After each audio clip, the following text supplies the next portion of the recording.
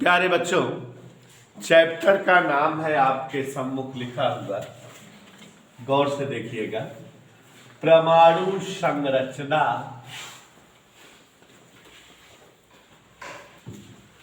एवं स्पेक्ट्रमों की उत्पत्ति।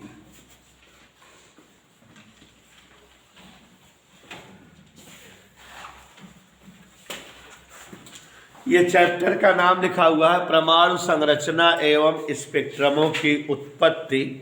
और आप समझ रहे हो कि ये चैप्टर हमने आपको पढ़ाया अभी अभी ताज़ा जो है, कल तक खत्म हुआ है।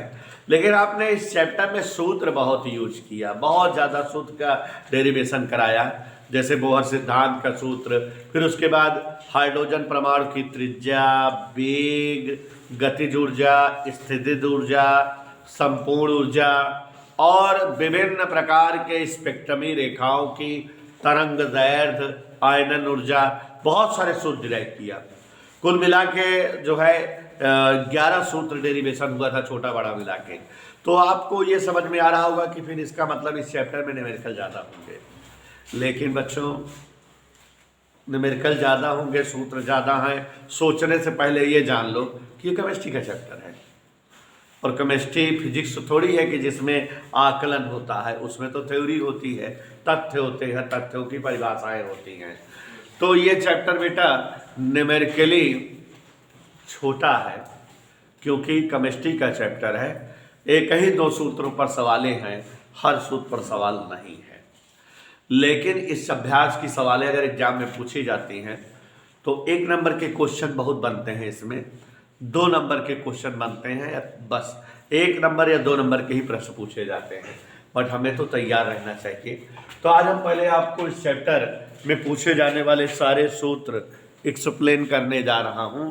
सूत्रों का डिस्क्रिप्शन, सूत्र समझ जाओगे तो सवाल यूज होंगी। और जो है सबसे पहले वो सूत्र बता रहा हूं जो ज़्यादातर पूछे जाते हैं, ठीक है? ध्यान देना बच्चों, ऊपर भी डाल देना। सबसे पहले इस अभ्यास में एक सूत्र आपने पढ़ा है बोहर सिद्धांत से कि इलेक्ट्रॉन उन्हीं कक्षाओं में चक्कर करते हैं जिनके लिए उनका कोणीय संवेग कक्षा संख्या के h/2 पाई गुना होता है।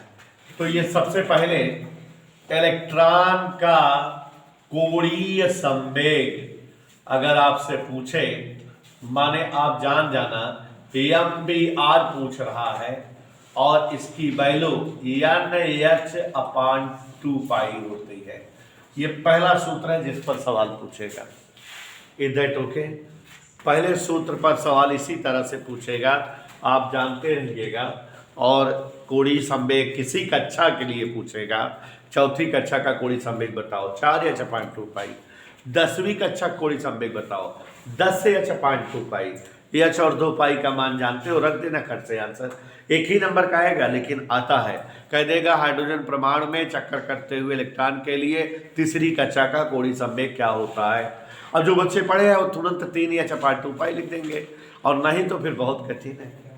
तो एक सवाल इस पर जरूर पूछी जाती है, प्रायः पूछी गई है, 2013, 11, 17, 19 कई सालों में आई थी, हमने इसलिए सूत्र को क्लियर कर दिया।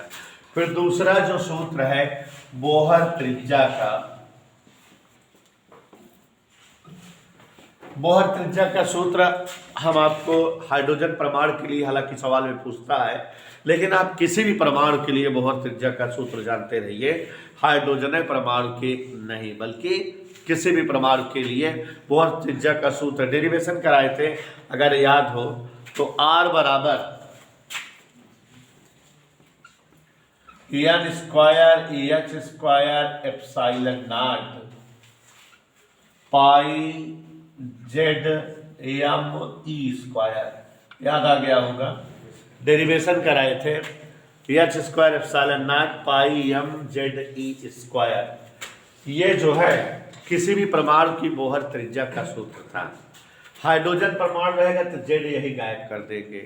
तो यहाँ हाइड्रोजन परमाणु की बोहर त्रिज्या का बात करें, ध्यान से देखो जरा, हाइड्रोजन परमाणु की बोहर त्रिज्या सभी लोग ध्यान से देखो जरा, किस परमाणु की बोहर त्रिज्या बेटा? आर बराबर, ठीक है, n square h square epsilon naught pi m e square. ये कोई डाउट बेटा? H square epsilon naught pi m e square, या इसके बजाय एक ये याद करे रहो, आर बराबर n square 0.0 n square into 0.53 angstrom. ये याद कर रहोगे ज्यादा अच्छा लगेगा। क्यों? क्योंकि इसमें तुरंत ऑप्शन है, तुरंत हल कर लोगे, 1 मिनट देर नहीं लगेगी, आंसर आ जाएगा। ठीक है, आर एन बराबर एन स्क्वायर 0.53 एंगस्ट्रॉम। और किसी अन्य परमाणु के लिए कैसे याद कर लोगे? एन स्क्वायर आर एन बराबर एन स्क्वायर 0.53 अपान जेड। ठीक है, किसी अन्य परमाणु के लिए एन स्क्वायर इंटू 0.53 एंगस्ट्रॉम बटे क्या याद कर लो? जेड। और हाइड्रोजन के लिए एन स्क्वायर इंटू 0.53 एंगस्ट्रॉम। तो प्यारे बच्चों, आप लोग जानते रहिए कि इन सूत्रों पर जो है सवालें बहुत मिलेंगी। और ये सूत्र किस चीज के हैं? हाइड्रोजन परमाणु के लिए त्रिज्या का, बोहर त्रिज्या का सूत्र, या किसी अन्य परमाणु की त्रिज्या के लिए बोहर सूत्र। बड़ा ट्रिकी सूत्र लिखे हैं, n square upon z into 0.53 angstrom. यही एक याद कर लो, हाइड्रोजन परमाणु के लिए जेड गायब कर दो, दैट्स इट। ठीक है, कभी आज तक पूछा नहीं है परमाणु का वेग, लेकिन आप जानते रहिए, कभी पूछा नहीं है, आज तक कभी पूछा नहीं है कि वेग बताइए, लेकिन आप जो है जानते रहिए। हमने आपको बताया कि डेरिवेशन भी कराया है किसी परमाणु के वेग को निकालने के लिए, NH अपान 2 पाई एम आर स्क्वायर। अगर याद हो तो याद है बेटा? जेड ई स्क्वायर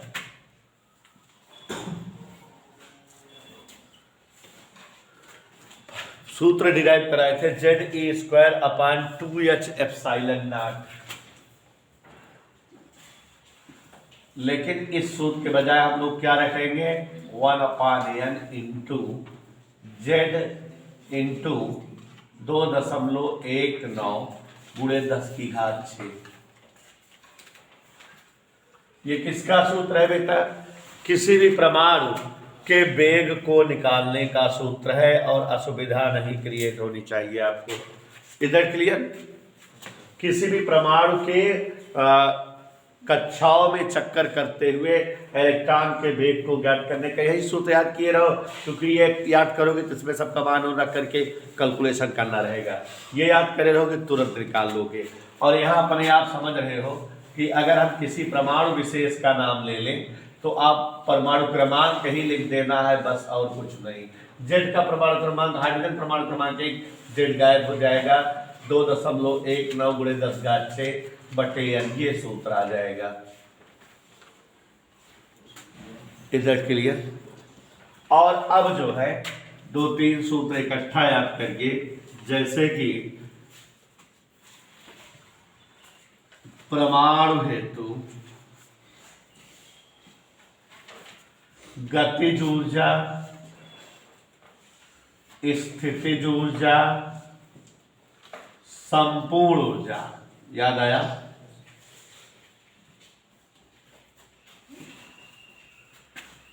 तो क्या होता है? -RCH अपान n स्क्वायर, यही होता है। लेकिन ये किसके लिए है ऊर्जा का सूत्र? हाइड्रोजन परमाणु के लिए। जेड स्क्वायर से गुणा कर दो तो ये दुनिया के सभी परमाणुओं के लिए हो जाएगा। इधर क्लियर? किसके लिए संपूर्ण ऊर्जा का सूत्र है बेटा? किसके लिए? सभी परमाणुओं के लिए। जेड गायब कर दो तो किसके लिए आ जाएगा? गतिज ऊर्जा। आपको जब डेरिवेशन कराए थे तो याद करो कि गतिज ऊर्जा संपूर्ण ऊर्जा का माइनस थी। गतिज ऊर्जा और संपूर्ण ऊर्जा का मान बराबर था, लेकिन दोनों में किस चीज का फर्क था? माइनस का।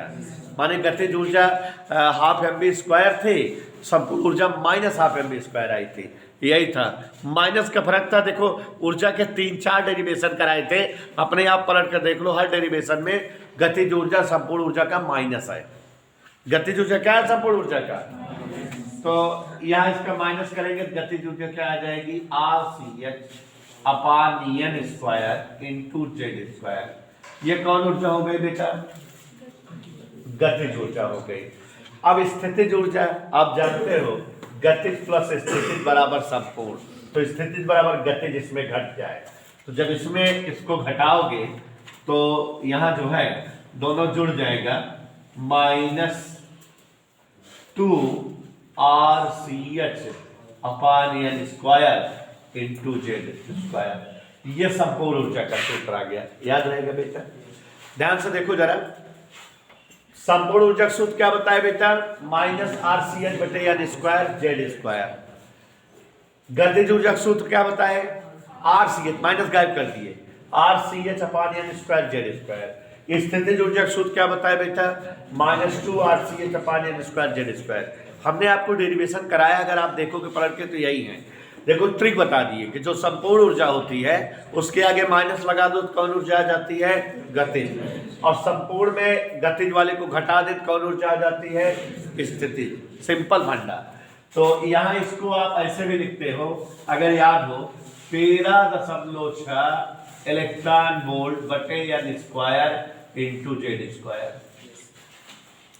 इसको लिखते हो -2Z² इंटू 13.6 बटे N² इलेक्ट्रॉन वोल्ट। इसको लिखते हो -13.6 बटे N² इलेक्ट्रॉन वोल्ट। इधर क्लियर?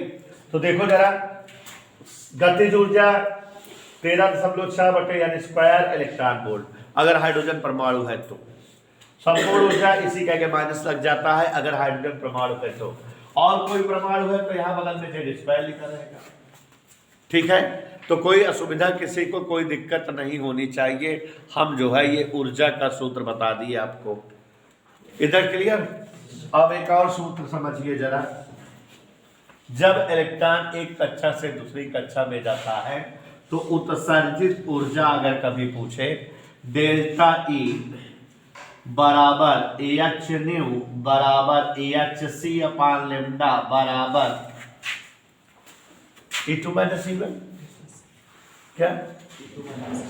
तो E2 - E1 या En2 - En1, या ध्यान से देखो,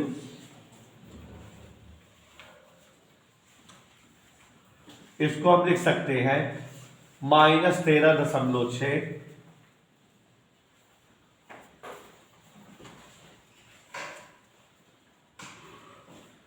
1/N1² - 1/N2² इलेक्ट्रॉन वोल्ट। इधर क्लियर? तरंग संख्या, यह भी हमने आपको पढ़ाया है, 1/λ बराबर R 1/N1² - 1/N2²। ये सूत्र बताए हैं। और बच्चों ये जो सूत्र है बहुत ज़्यादा उपयोगी है, क्योंकि इस सूत्र पर जो है आपको एक एक नंबर के क्वेश्चन मिलेंगे। कभी नाम लेकर के कह देगा कि बामर श्रेणी के लिए तरंग दैर्घ्य बताओ, कभी पाश्चन श्रेणी के लिए तरंग दैर्घ्य बताओ, कभी जो है लाइमर श्रेणी के लिए तरंग दैर्घ्य बताओ। कहेगा कि कोई इलेक्ट्रॉन तीसरी कक्षा से दूसरी कक्षा में जा रहा है, उत्सर्जित ऊर्जा की तरंग दैर्घ्य बताओ। तो ये वाले सूत्र याद कर लीजिएगा, और जो है दूसरी से तीसरी में तो N1 जगह 2, N2 जगह 3 रख देना, सॉल्व कर लेना, आंसर आएगा। तो ये सूत्र पर सवालें मिलेंगी और इस पर एक एक नंबर के क्वेश्चन मिलेंगे। जैसे कह देगा बामर श्रेणी की तीसरी रेखा की तरंग दैर्घ्य बताओ। क्या बेटा? बामर श्रेणी की तीसरी रेखा की तरंग दैर्घ्य। तो हम जान रहे हैं जब हाइड्रोजन परमाणु में इलेक्ट्रॉन विभिन्न कक्षाओं से दूसरी कक्षा में आता है तो बामर श्रेणी बनती है। तो N1 जगह 2 हो गया, पक्का लग गया। अब पहली रेखा जब इलेक्ट्रॉन तीसरी कक्षा से आएगा, दूसरी रेखा जब इलेक्ट्रॉन चौथी कक्षा से आएगा, तीसरी रेखा जब इलेक्ट्रॉन 5वीं कक्षा से आएगा तो N2 जगह 5 रख देंगे, N1 जगह 2 हल कर लेंगे, बामर सड़ी के तीसरी रेखा की तरंग दैर्घ्य आ जाएगी। तो बच्चों इतने ही सूत्रों का समावेश है आपके इस चैप्टर में। सूत्र कठिन नहीं है, टेक्निकल है, जितने भी लिख दिए हैं सूत्र याद करिए, जितनी सवालें बोल दिए सवाल लगा लीजिए, चैप्टर जल्दी से समाप्त हो जाए, हम नाभिकीय ऊर्जा और नाभिक की संरचना पढ़ाएं। केमिस्ट्री में चैप्टर्स में न्यूमेरिकल नहीं रहते ज़्यादा, बस आपके ज्ञानवर्धन के लिए हम हर न्यूमेरिकल लगवा दे रहे हैं, हर सूत्र समझा दे रहे हैं। एक बार और से देखिए जरा, इलेक्ट्रॉन का कोई संवेग याद रखिए, MBR का मान यानी 6.25 होता है। एक एक नंबर का क्वेश्चन मिलेगा बेटा, एक एक नंबर, दो दो नंबर के प्रश्न इस अभ्यास में मिलते हैं। दूसरा है बोहर त्रिज्या जानने का सूत्र, एकदम झकास याद कर रहिए, n स्क्वायर गुणे 0.53, n स्क्वायर गुणे क्या याद कर रहा हूं बेटा, n स्क्वायर गुणे 0.53 हाइड्रोजन परमाणु के लिए, किसी अन्य के लिए अपान जेड याद कर लेना, और परमाणु के वेग के लिए 2.19 गुणे 10⁶ अपान n, और किसी अन्य परमाणु के लिए गुणे जेड। यही तो है, इजी है ना। और अगर ऊर्जा की बात रहेगी तो गतिज ऊर्जा रहेगी 13.6 बटे n स्क्वायर इलेक्ट्रॉन वोल्ट, संपूर्ण ऊर्जा -13.6, स्थितिज ऊर्जा -2 गुणे 13.6। अगर किसी अन्य परमाणु की रहेगी तो जेड स्क्वायर से गुणा कर देना सब में, बस इधर क्लियर। 60 का ट्रिकी सूत्र बताए हैं। उत्सर्जित ऊर्जा, उत्सर्जन सूत्र हमने लिखा है hν या hc/λ, या इसी को -13.6 1/n1 स्क्वायर -1/n2 स्क्वायर। इस सूत्र के द्वारा इलेक्ट्रॉन संक्रमण या इलेक्ट्रॉन अवशोषण, ऊर्जा अवशोषण के दौरान उत्सर्जित ऊर्जा की तरंगदैर्घ्य, आवृत्ति या ऊर्जा उत्सर्जन निकाल सकते हो। तरंग संख्या का ये सूत्र बहुत इंपॉर्टेंट है। बामर, लाइमैन, पास्चन, ब्रैकेट के किसी भी रेखा की तरंगदैर्घ्य पूछेगा तो इसी सूत्र का प्रयोग करके तरंगदैर्घ्य निकालोगे। हाँ, बहुत इंपॉर्टेंट क्वेश्चन पढ़ने जा रहा हूँ, 2012, 2014, 2017 में आया हुआ प्रश्न। ध्यान दीजिएगा सभी लोग, क्वेश्चन पढ़ रहा हूँ। बोहर कक्षा की प्रथम 3 त्रिज्याओं में अनुपात बताओ। यहाँ सभी लोग ध्यान देंगे हमारे साथ, और आप समझ गए 17 से 1 की ओर इसलिए चल रहे हैं कि जल्दी जल्दी कई सवाल आज हो गई, ये समझाएंगे। तो बोहर कक्षा के जो है 3 कक्षाओं की त्रिज्या में अनुपात बताना है।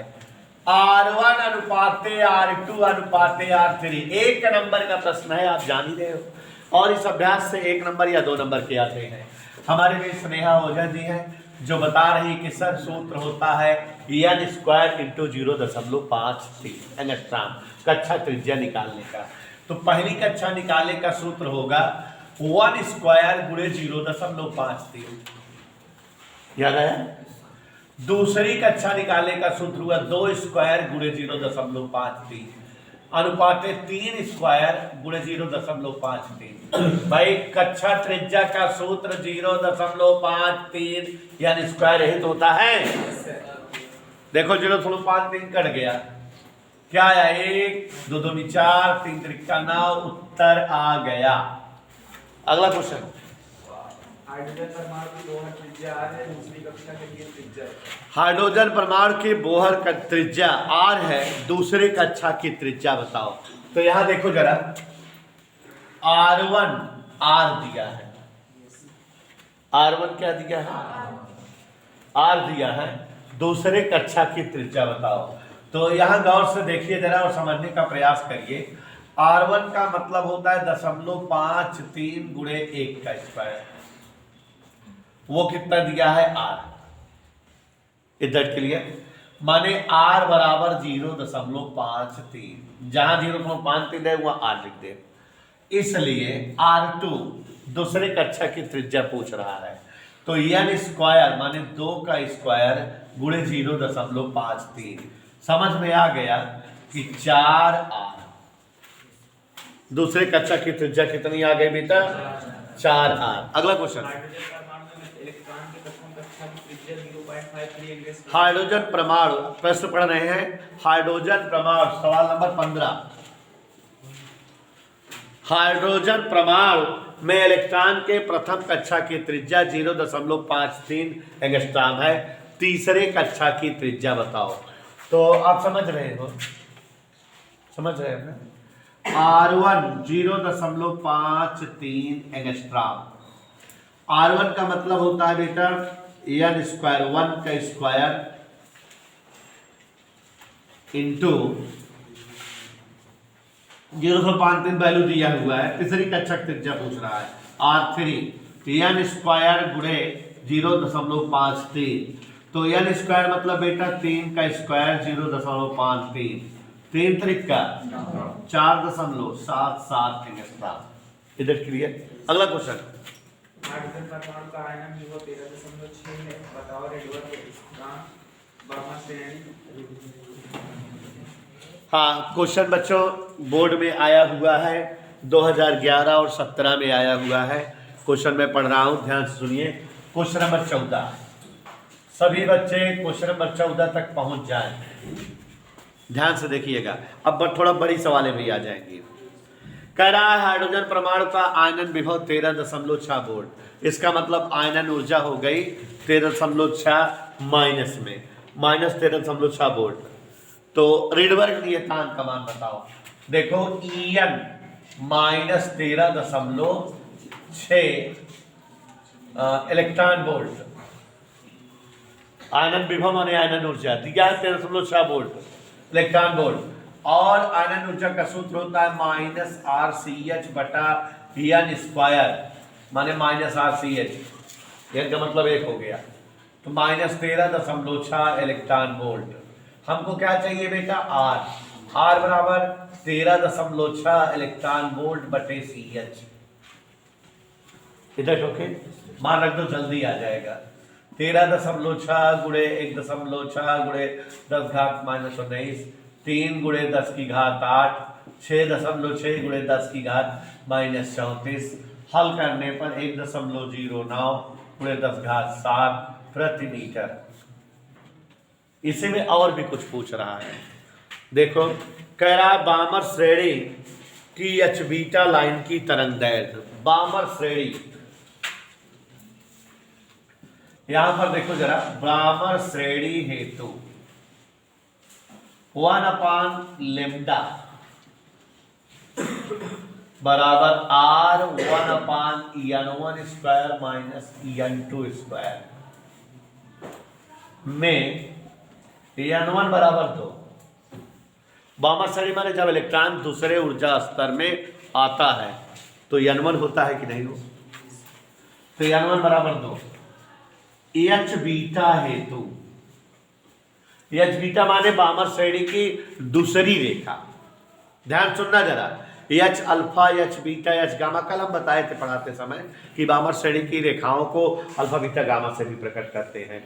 तो हाइड्रोजन के बामर श्रेणी की दूसरी रेखा, तो जब इलेक्ट्रॉन तीसरी कक्षा से दूसरी कक्षा में आएगा तो पहली रेखा मिलेगी, और जब चौथी से दूसरी में आएगा तो दूसरी कक्षा मिलेगी।